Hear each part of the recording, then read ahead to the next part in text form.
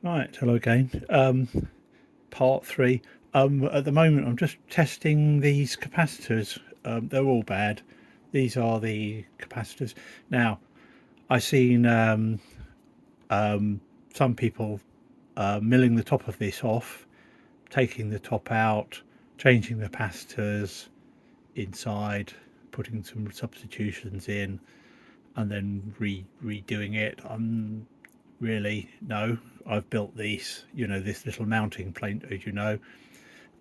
So just so you know now, what I've done to make it easier is it's got two mounting holes, but obviously it needs nuts on the other side. So what I've done here is I put two bolts through into the nut, and it just screw it down firmly so it's pushing the nut against the PCB, then a dab of suitable glue. So now when I unscrew these screws, they don't go south on me, and I end up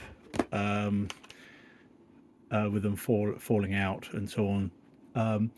It makes it just a lot easier to mount it in the unit. I'll show you show how to do that. Let's just test this.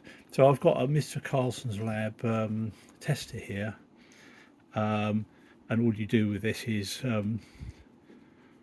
let's test one of these capacitors. You just turn it on, and there we go. Right, let's test it out. Oh, right, so it's completely duff. It's total leakage. It's not even dropping down slightly. This is the paper setting on his tester. You can do electrolytics, mica, and paper. There's a selection of three. It's not going to pass on either. No, let's just show you how it works on the on a capacitor that actually works. You put basically this one is three capacitors separately, so I'll wire them in when the time comes. We'll just put this one on. There we go. Let's see if it comes down now. Oh, this is on paper. Hold on. Ooh. Works on electrolytic. That's interesting. And forecast. Let's do to a reset. And maybe there's some leakage on the board. The electrolytic's fine, which is fine. You know, it's got enough to prove it works. Let me just test it with a tester. Then let's test the other thing with a tester. This is a little peak LCR tester, so let's test it on the peak. Oh, that won't go on there. Let's put it on clip it on the edge there. There we are. Put one on the middle. Gosh, a lot of fiddle this. There we are. Right, and it's saying, let's have a look. Analyzing in 3 seconds, and it's dropped off. There, no good. Let's try again one more time.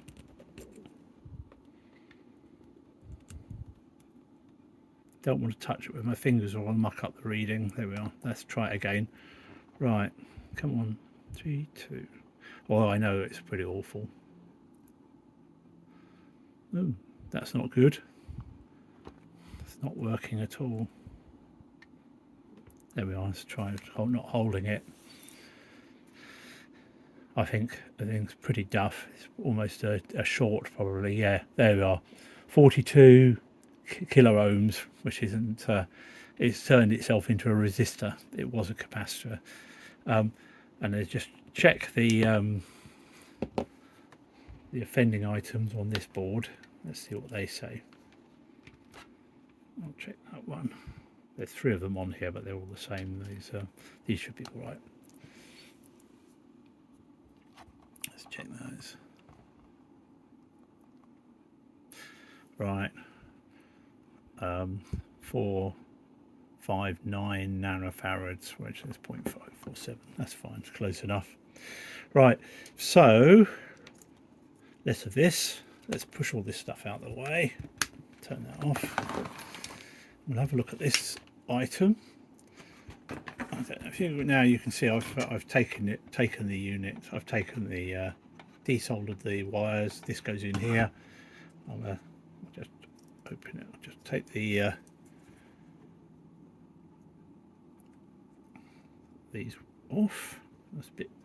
Got to be careful not to get any super glue onto the threads, because obviously it stops, makes it very hard for it to work. There we go. Gently come off. Only did it a while back, so I'll be careful. I don't want it to. No, it's broken, that one. That's annoying. Oh well. That's a fail. Huh.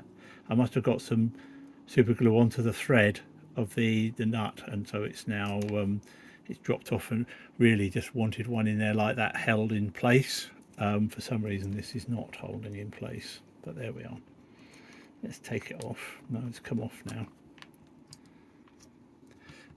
What I'll do is I'll put that one in. So all you do is I put a little screw in, and I'll line it up here. Let's hold it with the thing. These are, that's lovely. That goes in there. And now we just tighten it up. Because it's done one side, I'll probably be fine with this. There we go. What I'll do is I'll just put the nut on with this one now, the other nut, when the time comes, because this one's done up, so it'll stay in place, if you know what I mean. There we are. Lovely. That's fine. Okay, so once that's done, I'll hold the nut on the other side and fiddle about, and that will go in there. There we are. I can put the nut on there and tighten it up, and then the last job, I'll just show you, is basically very simple. Just reattach these three wires. I've actually got I've created three little places on the printed circuit board, through hole plated points, and that will just screw on there, and that is basically that's it really. That will fix the capacitors. I'm not going to do more than this. I'll probably do this one as well, because it's it'll be leaky. What is that, 3 microfarads? That's fine. And then some of these are singles, some are triples. I've got sufficient capacitors to go around this unit and do all of these. So I'll do this one next probably, and then these 3, and then once we've changed all the capacitors out, I might just go around with a meter and just check the resistances. They look all right. Initial tests.